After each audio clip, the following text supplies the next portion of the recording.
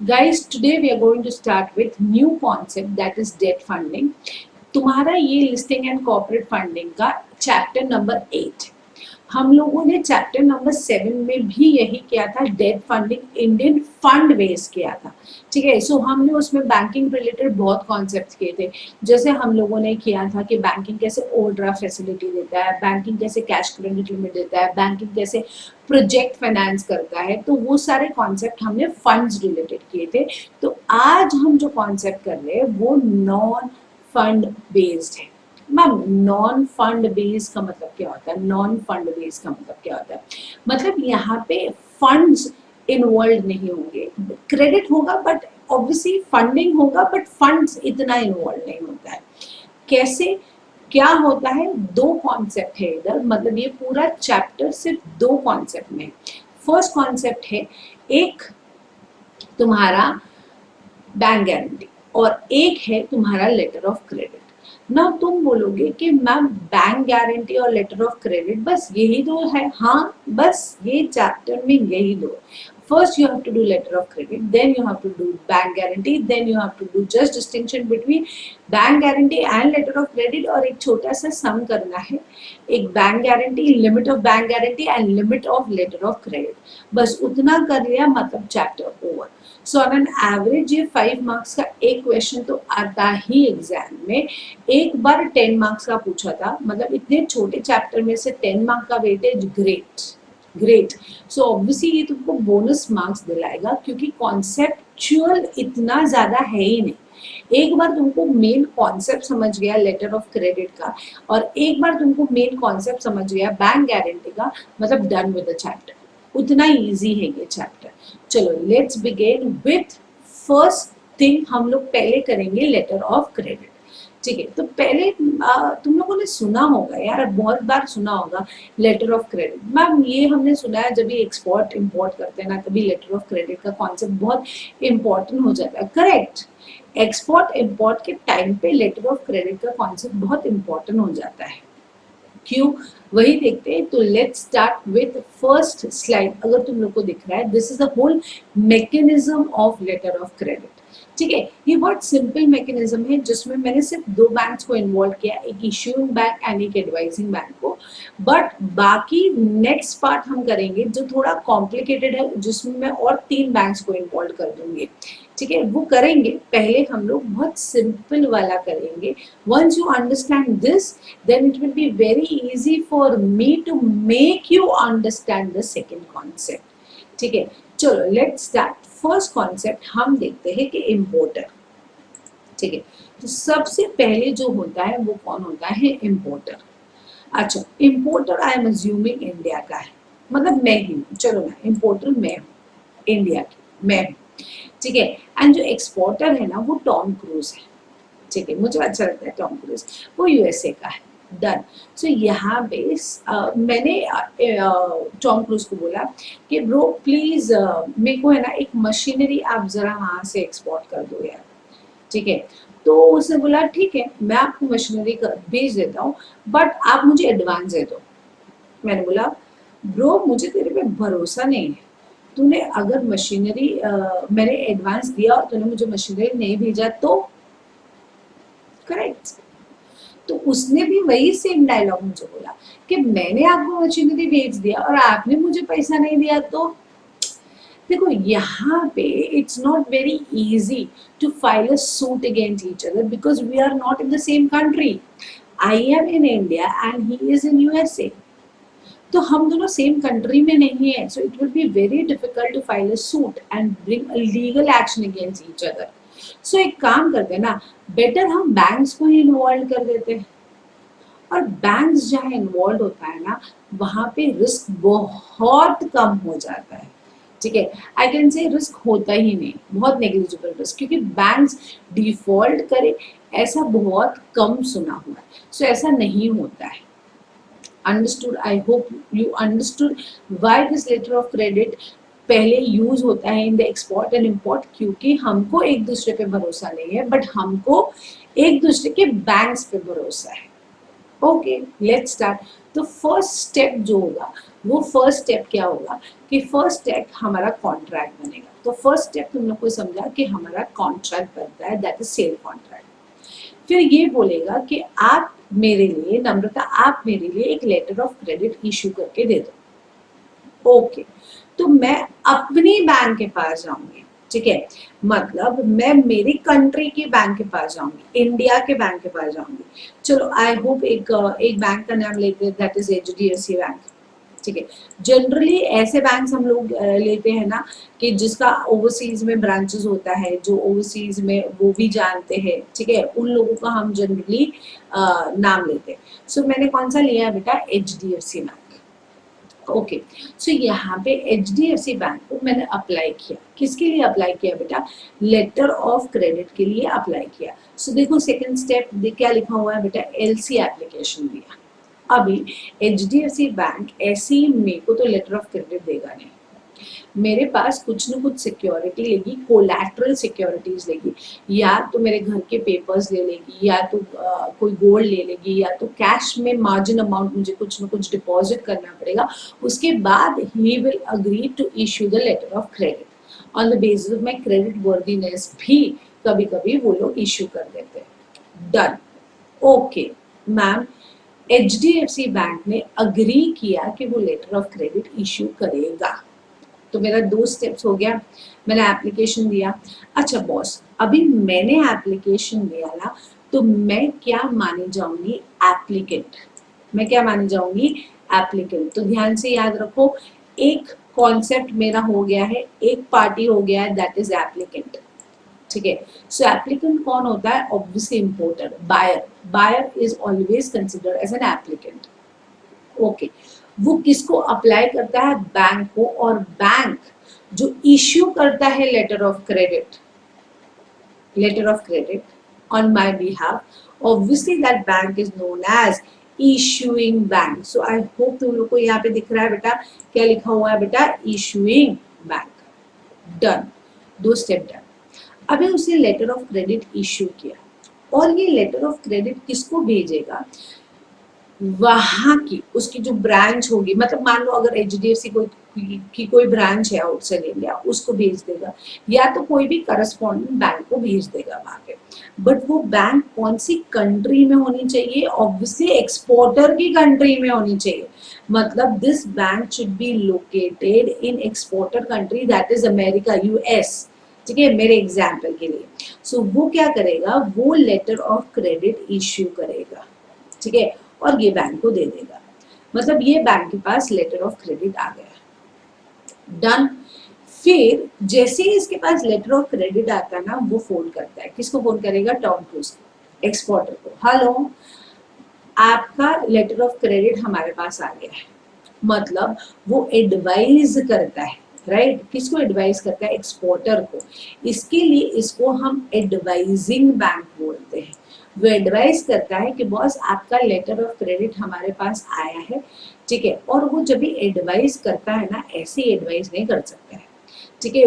वो H D F C bank and मेरा मतलब इम्पोर्टर का ऑथेंसिटी चेक करता है, ठीक है, एप्लीकेंट का, बायर का ऑथेंसिटी चेक करता है कि बॉस हमारा नाम कैसा है इंडिया में, मेरा नाम कैसा है इंडिया में, मैंने तो कोई प्रीवियसली डिफॉल्ट किया है नहीं, H D F C bank कैसा है, बराबर वो एल सी ऑनर करता है या नहीं करता है।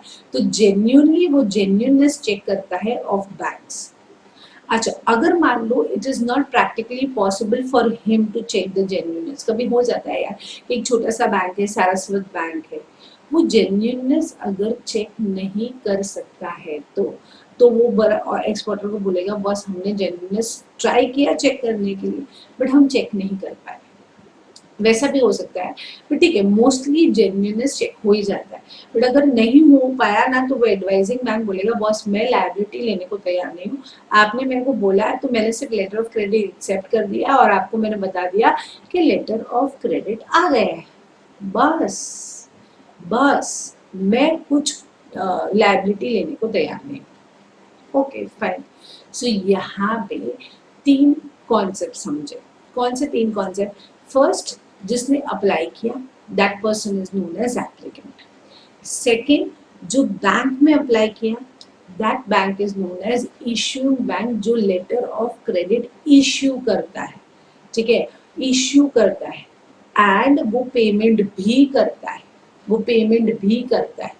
किसको पेमेंट करेगा? एक्सपोर्टर को। जब एक्सपोर्टर सारे डॉक्यूमेंट्स दे देगा वो पेमेंट भी करता है। तो सबसे पहले अभी याद रखो, इश्यूइंग बैंक क्या करता है? लेटर ऑफ क्रेडिट इश्यू करता है, समझा? और ये लेटर ऑफ क्रेडिट इश्यू करके किसको फॉरवर्ड करता है? एडवाइजिंग बैंक, एडवाइजिंग बैंक को फॉरवर्ड करता है।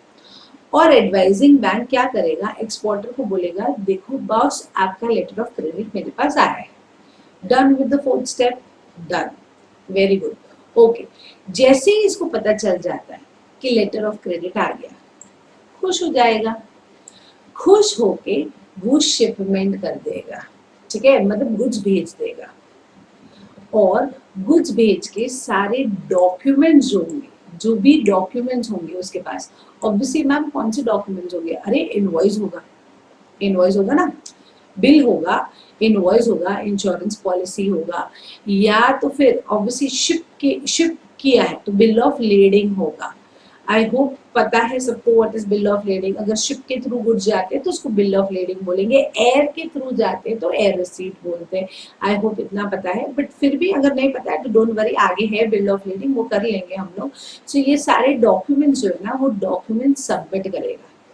एक बार शिपमेंट हो गया ना तो उसके पास सारे डॉक्यूमेंट्स आए, वो डॉक्यूमेंट्स किसको सबमिट करेगा? ऑब्वियसली एडवाइजिंग बैंक को सबमिट करेगा। किसको देगा? Advising bank. Once advising bank को डॉक्यूमेंट्स मिल गए, एडवाइजिंग बैंक ये सारे डॉक्यूमेंट्स फॉरवर्ड करेंगे टू इश्यूइंग बैंक, ठीक है। जैसे इश्यूइंग बैंक के पास सारे डॉक्यूमेंट्स आ गए, सारे डॉक्यूमेंट्स आ गए, वो पेमेंट रिलीज कर देगा। पेमेंट किसको देगा? एचडीएफसी बैंक पेमेंट किसको देगा? एडवाइजिंग बैंक को देगा। और एडवाइजिंग बैंक पेमेंट किसको देगा? एक्सपोर्टर के अकाउंट में क्रेडिट करेगा। अच्छा, सो इन शॉर्ट एक्सपोर्टर का भी काम हो गया, इंपोर्टर का भी काम हो गया। सो यहाँ पे 4 important person which are involve in letter of credit, और 3 बैंक्स है, आऊंगी बट पहले ये समझो 4। First is applicant, second is issuing bank, third is advising bank and fourth is exporter। But हम एक्सपोर्टर को इधर बोलेंगे बेनिफिशियरी। मैम क्यों बेनिफिशियरी बोलेंगे आप? क्यों बेनिफिशियरी बोलेंगे? क्योंकि सारा बेनिफिट उसको मिल रहा है ना, तो उसको बेनिफिशियरी बोलेंगे।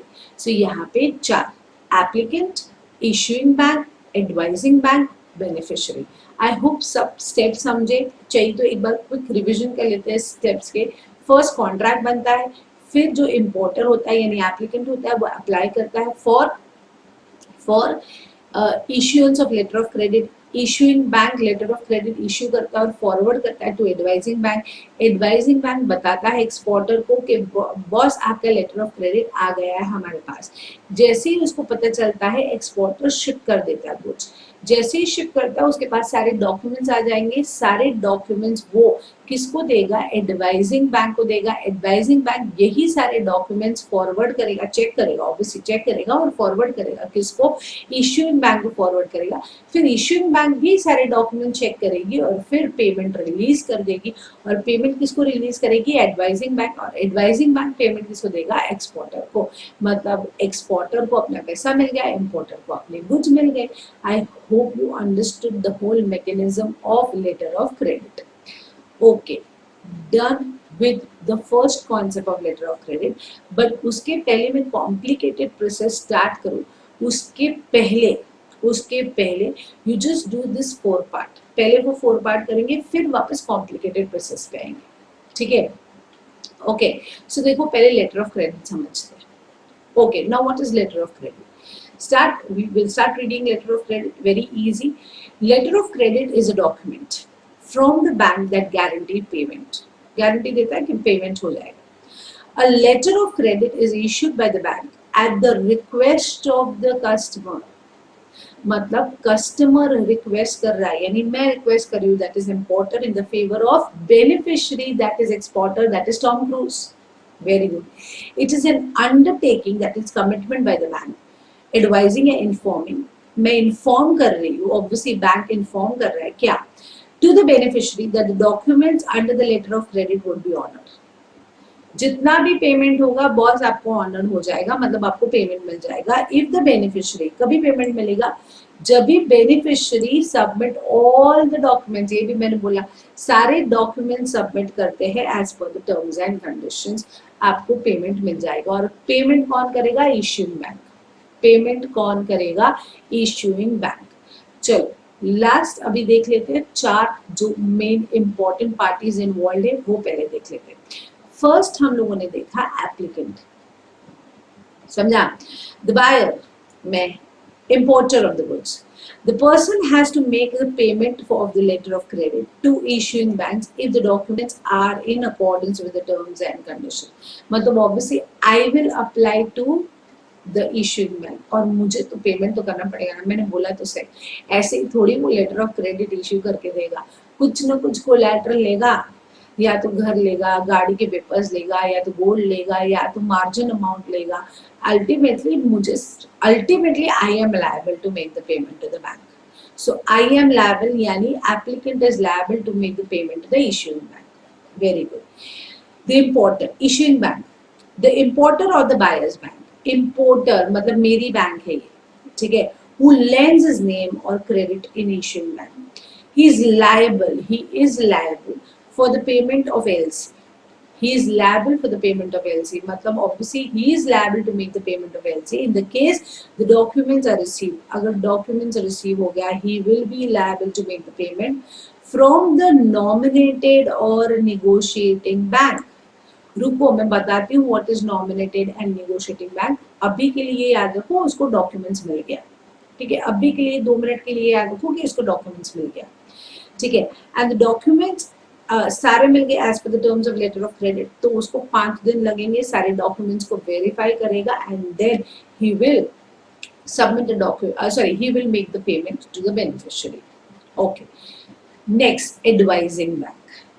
अभी ये किसकी कंट्री में होगा? मैंने बोला एक्सपोर्टर की कंट्री में होगा, ये मैंने बोला, ठीक है. द इश्यूइंग बैंक का ब्रांच, या तो इश्यूइंग बैंक का खुद का ब्रांच होगा, या तो कोई भी करस्पॉन्डेंट बैंक होगा, कोई भी होगा in the exporter country. Very important line beta. In which country beta? Exporter country, ठीक है. To whom the letter of credit is sent. To whom the letter of credit is sent. Obviously कौन send करता है? Non issuing bank, obviously. So issuing bank send करेगा. किसको send करेगा? Issuing bank letter of credit to advising bank. I hope ये याद है तुमको, ठीक है. So issuing bank send करेगा to advising bank. For onward transmission का मतलब further transmission to the seller or beneficiary. Beneficiary मतलब टॉम क्रूज को further transmit होगा ये. After authenticity और genuineness of the credit, मतलब वो obviously check करेगा कि whether HDFC Bank is authentic or not, whether importer is authentic and genuine or not. But ma'am check नहीं कर पाया, तो ये भी मैंने बोला है, अगर चेक नहीं कर पाया तो बॉस एक्सपोर्टर को पहले ही बोल देगा हम लायबिलिटी नहीं लेने वाले हैं, ठीक है. सो देखो क्या लिखा है, where he is unable to verify the authenticity, it can seek the instruction from opening bank और can advise that LC to the beneficiary. मतलब वो एडवाइस कर देगा, किसको? बेनिफिशियरी को एडवाइस करेगा that I don't have any liability on my part, ठीक है. They don't have any obligation on the part. वो बोल देगा, पहले से ही बोल देगा कि भाई हम ऑथेंटिसिटी या जेन्युइननेस चेक नहीं कर पाए. सिंपल. नेक्स्ट फोर्थ जो पार्टी है वो बेनिफिशियरी, उसको अल्टीमेटली पैसा मिल जाता है अगर उसने सारे डॉक्यूमेंट्स बराबर टाइम पे सबमिट किए तो. तो the party to whom the credit is addressed, that is seller or the exporter or supplier of goods, it gets the payment against the documents. मतलब जैसे डॉक्यूमेंट सबमिट कर दिए तो ऑब्वियसली उसको पेमेंट मिल जाएगा विदिन 21 डेज, मतलब maximum 21 days from the date of shipment उसको पेमेंट मिल जाएगा. आई होप ये पॉइंट समझा. सो आई होप 4 पॉइंट समझ गया तुम लोग को. अभी और 3 बैंक्स होंगे, पहले वो 3 बैंक्स का नाम देख लेते कौन से 3 बैंक्स है, फिर मैं तीनों बैंक्स के डायग्राम्स कराऊंगी और कॉम्प्लिकेटेड प्रोसेस थोड़ा कराऊंगी. बट इजी है, इतना डिफिकल्ट नहीं है अगर कर लिया तो, ठीक है. 3 बैंक का नाम है, एक निगोशिएटिंग बैंक, एक रीइंबर्सिंग बैंक और एक कंफर्मिंग बैंक. पहले हम कॉम्प्लिकेटेड प्रोसेस एक बार देख लेते हैं। अगर डायग्राम तुम लोग को दिख रहा है इधर, ऑलमोस्ट सेम डायग्राम है बट इसमें दो बैंक ज्यादा इन्वॉल्व कर दिया मैंने, ठीक है। सो प्लीज आई होप तुम लोग को दिख रहा है, ये इम्पोर्टर है मतलब ये मैं हूँ, ये एक्सपोर्टर है मतलब ये टॉम क्रूज है, ठीक है। ये इश्यूइंग बैंक है मतलब ये HDFC है, याद आ रहा है ना मेरे। और ये एडवाइजिंग बैंक है, ये एडवाइजिंग बैंक है, मे बी HDFC का ब्रांच है या तो मे बी कोई अलग ही बैंक है, that is suppose bank of New York ले लो, कोई भी ले लो, सिंपल। ओके ये एडवाइजिंग बैंक। ओके मैम ये तो कॉम्प्लिकेटेड है, इजी। देखो अभी यहाँ पे सेम होगा, इम्पोर्टर इम्पोर्टर बोल रहा है कॉन्ट्रैक्ट होगा, वो जाएगा किसके पास, वो जाएगा किसके पास, इश्यूइंग बैंक के पास। इश्यूइंग बैंक्स किसको बताएगा, सब एडवाइजिंग बैंक को बताएगा, और एडवाइजिंग बैंक किसको देगा, एक्सपोर्टर को देगा। तो यहाँ तक तो प्रोसेस सेम रहेगा। मतलब कहाँ तक प्रोसेस सेम रहेगा, अगर तुम लोग को पता है यहाँ पे advising of the credit, fourth step तक तो प्रोसेस सेम रहेगा, सेम रहेगा, सेम। इवन फिफ्थ स्टेप भी, आई एम सॉरी फोर्थ नहीं, फिफ्थ स्टेप तक तो प्रोसेस सेम रहेगा। मतलब दोनों के बीच में अग्रीमेंट होगा, अग्रीमेंट के बाद ये एप्लीकेंट एप्लीकेशन के लिए जाएगा, issuing bank letter of credit issue करेगा, वो एडवाइजिंग बैंक के पास जाएगा, एडवाइजिंग बैंक एक्सपोर्टर को बोलेगा कि बॉस आपका लेटर ऑफ क्रेडिट आया है, सो एज सुन एज पता चला वो शिपमेंट कर देगा। ओ मैम फिफ्थ स्टेप तक तो सेम ही है, हाँ फिफ्थ स्टेप तक तो सेम ही है। अच्छा अभी नेक्स्ट स्टेप मैंने क्या सिखाया था मैम, उसके पास शिपमेंट करने के पास एक्सपोर्टर के पास सारे डॉक्यूमेंट्स आ गए हैं, ऑब्वियसली एक्सपोर्टर के पास सारे डॉक्यूमेंट्स आ गए हैं। तो अगर एक्सपोर्टर के पास सारे डॉक्यूमेंट्स आए हैं तो मैंने क्या बोला था, वो डॉक्यूमेंट सबमिट करेगा, he will present the document. Now he will here present the document to the negotiating bank. Ma'am advising bank को नहीं, एक अलग bank, negotiating bank. Ma'am advising bank and negotiating bank same हो सकता है, obviously हो सकता है, ऑब्वियसली हो सकता है। मतलब एक्सपोर्टर चाहे तो सारे डॉक्यूमेंट्स एडवाइजिंग बैंक को दे सकता है, बट मान लो उसको थोड़ा कॉम्प्लिकेटेड बनाना है, उसने और एक बैंक को अपॉइंट कर दिया, दैट इज नेगोशिएटिंग बैंक। तो अभी देखो तुमको स्टेप्स दिखाई दे रहा है, क्लियरली दिखाई दे रहा है। फिफ्थ स्टेप्स तक तो सेम ही था, फिफ्थ स्टेप तक तो सेम था। ये सिक्स स्टेप हो गया, डॉक्यूमेंट्स वाला सिक्स स्टेप हो गया, but documents instead of advising bank कौन से बैंक में गया, negotiating bank. Ma'am in short आप सिर्फ इतना बोलना चाहते हो तो नेगोशिएटिंग बैंक ऐसा कुछ करता ही नहीं, कुछ नहीं करता है, वो सिर्फ डॉक्यूमेंट्स वेरीफाई करके फर्दर फॉरवर्ड करता है, बस बस। तो मैम ये तो एडवाइजिंग बैंक भी कर सकता है, हाँ मैंने मना थोड़ी किया, एडवाइजिंग बैंक भी कर सकता है। इसके लिए ये बट अभी कॉम्प्लिकेटेड है तो है, मेरे को एक और नेगोशिएटिंग बैंक को अपॉइंट करना है, एडवाइजिंग बैंक को मेरे को भरोसा नहीं है, वो डॉक्यूमेंट्स बराबर नहीं चेक करता है या तो टाइम लेता है, वॉट एवर। तो टॉम क्रूज ने एक और बैंक को अपॉइंट किया, that bank is considered as negotiating bank. वो क्या करेगा, वो सारे डॉक्यूमेंट्स को वेरीफाई करेगा। सो नेगोशिएटिंग बैंक का एक ही काम है, सारे डॉक्यूमेंट्स को वेरीफाई करता है। डन। जैसे उसने सारे डॉक्यूमेंट्स वेरीफाई किया, अभी ध्यान से सुनो, जैसे सारे डॉक्यूमेंट्स वेरीफाई किए, वो सारे डॉक्यूमेंट्स ओपनिंग बैंक यानी इश्यूइंग बैंक को देगा, या तो वो सारे डॉक्यूमेंट्स रीइंबर्सिंग बैंक को भी दे सकता है। Oh, my mistake. I am really very sorry. I am really very sorry. My mistake. ये सारे डॉक्यूमेंट्स इश्यूइंग बैंक को देगा, सॉरी रीइंबर्सिंग बैंक को नहीं, माय मिस्टेक। ये सारे डॉक्यूमेंट्स किसको देगा, इश्यूइंग बैंक को देगा, ठीक है। सारे डॉक्यूमेंट्स किसके पास जाएंगे, इश्यूइंग बैंक के पास जाएंगे। अभी इश्यूइंग बैंक्स को पेमेंट तो करना ही है, इश्यूइंग बैंक को पेमेंट तो करना ही है, ओके। तो क्या करेगा ना, नेगोशिएटिंग बैंक क्या करेगा, सारे डॉक्यूमेंट्स को वेरीफाई करेगा और डॉक्यूमेंट्स वेरीफाई करके किसको देगा बेटा, यहाँ पे इश्यूइंग बैंक को देगा। अच्छा तो इश्यूइंग बैंक के पास मैम सारे डॉक्यूमेंट्स पहुंच गए। अभी इश्यूइंग बैंक क्या करेगा, इश्यूइंग बैंक भी डॉक्यूमेंट्स वेरीफाई करेगा और वो पेमेंट कर देगा। अभी पेमेंट किसको करेगा, ऑब्वियसली वो निगोशिएटिंग बैंक को डायरेक्टली पेमेंट कर सकता है, ये एक स्टेप हो सकता है, या तो एक और बैंक इन्वॉल्व हो जाएगा, that is reimbursing bank, that is reimbursing bank. तो वो क्या करेगा, रीइंबर्सिंग बैंक को पेमेंट करेगा, रीइंबर्सिंग बैंक को पेमेंट करेगा। मतलब इश्यूइंग बैंक किसको पेमेंट करेगा बेटा, रीइंबर्सिंग बैंक को पेमेंट करेगा। सो मैम रीइंबर्सिंग बैंक क्या करता है, कुछ नहीं, इश्यूइंग बैंक से पेमेंट लेता है, निगोशिएटिंग बैंक को पेमेंट देता है, मतलब as an agent, correct, as an agent, as an agent, ठीक है। सो इश्यूइंग बैंक क्या करता है, इश्यूइंग बैंक पेमेंट रिलीज करेगा, पेमेंट रिलीज करके किसको देगा, रीइंबर्सिंग बैंक को, और रीइंबर्सिंग बैंक पेमेंट किसको देगा बेटा, निगोशिएटिंग बैंक, और निगोशिएटिंग बैंक पेमेंट एक्सपोर्टर को दे देगा, खत्म, ठीक है। सो दो पार्टीज और इन्वॉल्व हो गए इसमें, एक निगोशिएटिंग बैंक एंड एक रीइंबर्सिंग बैंक। मैम ये दो नहीं होंगे तो चलेगा, ऑब्वियसली चलेगा, ये सिंपल वाला ज्यादा इजी है, ये वाले चार मेन है, ये चार ही होते हैं, ठीक है। बट मान लो मेरे को और कॉम्प्लिकेटेड करना है प्रोसेस, तो हम कर सकते हैं, उसमें कोई प्रॉब्लम नहीं, और बैंक्स को अपॉइंट करना है, बीच में लेके आना है तो कर सकते हैं, ठीक है। तो वापस बोल रही हूँ, स्टेप 5 तक तो सेम रहेगा, शिपमेंट तक सेम रहेगा, फिर जो सारे डॉक्यूमेंट्स है वो डॉक्यूमेंट्स कहाँ जाएगा, एक्सपोर्टर वो सारे डॉक्यूमेंट्स किसको देगा, तुमको रेड कलर का एरो दिख रहा है, देखो सारे डॉक्यूमेंट्स किसको जाएगा, निगोशिएटिंग बैंक को जाएगा, और फिर ये निगोशिएटिंग बैंक सारे डॉक्यूमेंट्स, वापस रेड कलर का एरो है, ठीक है, वो किसको देगा, इश्यूइंग बैंक को।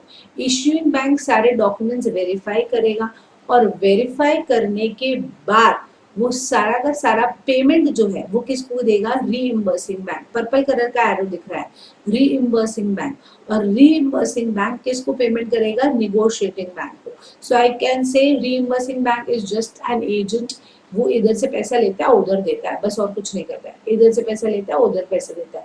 निगोशिएटिंग बैंक भी और कुछ नहीं करता है, इधर से डॉक्यूमेंट लेता है, डॉक्यूमेंट्स वेरीफाई करता है, वो करता है, थोड़ा काम करता है, वो डॉक्यूमेंट्स वेरीफाई करता है और फिर वो इश्यूइंग बैंक को देता है। और जैसे ही रिइंबर्सिंग बैंक निगोशिएटिंग बैंक को पेमेंट कर देगा, निगोशिएटिंग बैंक किसको पेमेंट कर देगा, एक्सपोर्टर के अकाउंट में क्रेडिट हो जाएगा। आई होप ये पॉइंट समझा, ठीक है। मेरे को पता है एक कंफर्मिंग बैंक बाकी है, but before I start confirming bank पहले हम negotiating bank and reimbursing bank देख लेते हैं, ठीक है। सो यहाँ पे देखो negotiating bank, the bank to whom the beneficiary presents the documents of negotiation, आया ना, सारे डॉक्यूमेंट्स वो देता है। It claims the payment from the reimbursing bank, वो किसके पास पेमेंट क्लेम करता है, रीइंबर्सिंग बैंक के पास पेमेंट क्लेम करता है, या तो ओपनिंग बैंक के पास। मतलब मैम अगर रीइंबर्सिंग बैंक नहीं होगा तो ओपनिंग बैंक के पास डायरेक्टली क्लेम कर लेगा पैसा, simple, and gets 5 banking days to check the documents. Obviously negotiating bank सारे documents check करेगा, 5 days उसको मिलना चाहिए to check all the documents. Next, reimbursing bank मैंने बोल दिया ना, कुछ काम नहीं करता है, इधर का माल उधर, मतलब इधर से पैसा लेता है उधर पैसा देता है।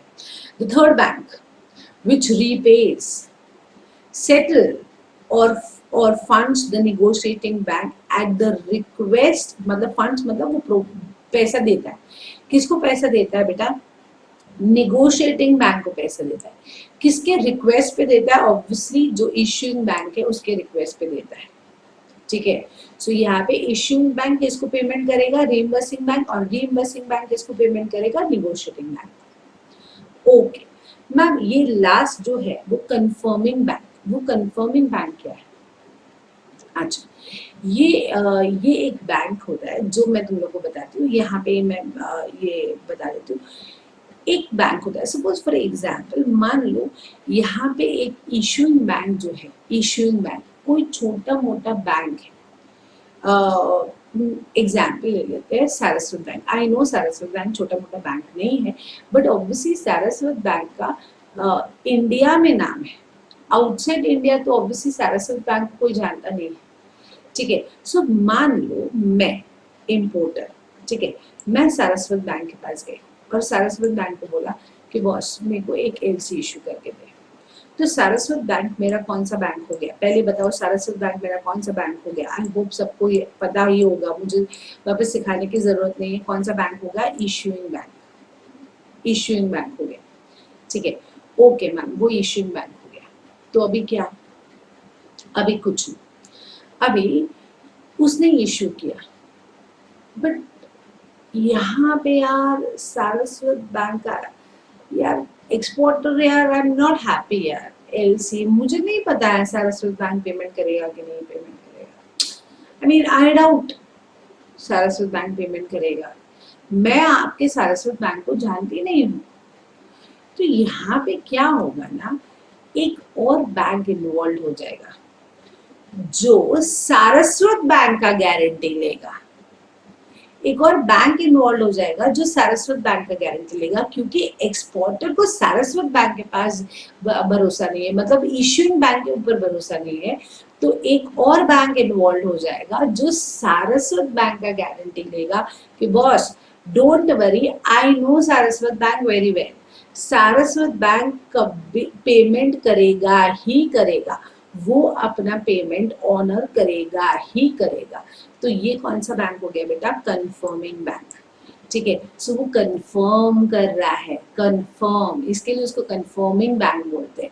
तो देखो, the bank adding confirmation to the credit, मतलब क्रेडिट के ऊपर वो क्या करता है, लेटर ऑफ क्रेडिट के ऊपर वो कंफर्मेशन ऐड करता है।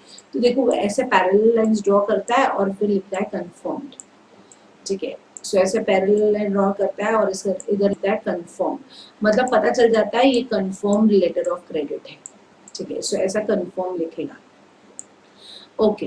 विच अंडरटेक द रिस्पॉन्सिबिलिटी, वो रिस्पॉन्सिबिलिटी लेता है, बड़ा वर्ड है बेटा, बड़ा वर्ड, रिस्पॉन्सिबिलिटी लेता है of the payment by issuing bank, of the payment by issuing bank, and मतलब किसका रिस्पॉन्सिबिलिटी देता है बेटा, इशूइंग बैंक का, and on its failure to pay the confirmation is added on the request of the opening bank, मतलब Saraswat bank request करता है, request करेगा एचडीएफसी बैंक या तो आईसीआईसीआई बैंक या तो कोई बड़ी बैंक जो इंटरनेशनल उसका जिसका इंटरनेशनल में बहुत नाम है, ठीक है, उसको रिक्वेस्ट करेगा, सर प्लीज आप कंफर्मेशन ऐड कर दो क्योंकि मेरे क्लाइंट को चाहिए, तो प्लीज आप कंफर्मेशन ऐड कर दो, हमारा गारंटी ले लो। ऑब्वियसली यहाँ पे एचडीएफसी बैंक तो सारस्वत बैंक को जानता है, या तो आईसीआईसीआई बैंक तो सारस्वत बैंक को जानता है कि यार अपनी कंट्री में तो बहुत अच्छा है, तो वो ऑनर करेगा ही पेमेंट,